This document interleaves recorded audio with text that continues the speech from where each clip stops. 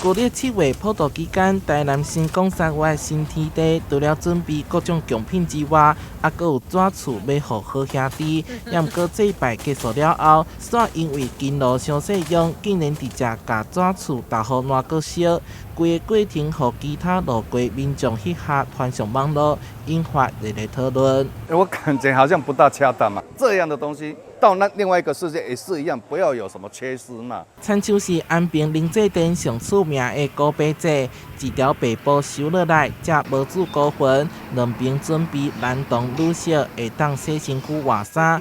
边仔还佫有大树爷维护秩序安全，佫高级小看，还佫有限人数提供临时休困的所在，而且可疑结束了后，才用纸做的用品，通常爱连纸钱做伙完整烧化。原则上，阮是要完整做伙去啦。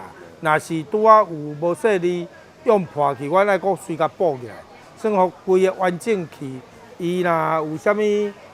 较袂讲伊的厝啦是啥物吼有破损啊呢啦。没有火化之前就把它拆了，已经4分5裂。你看这样好兄弟会高兴吗？这分明在侮辱好兄弟好姐妹。民俗专家指出，一般中原普渡只需要准备罐头糖仔饼就好。纸厝是烧予往生者，就算是烧予好兄弟，嘛应该爱保持完整。虽然只是民间习俗讲法，也毋过普渡过程本质上是表达对先人的缅怀甲敬意，也佫是爱抱着尊敬的态度，保庇平平安安。台南新闻社采访报道。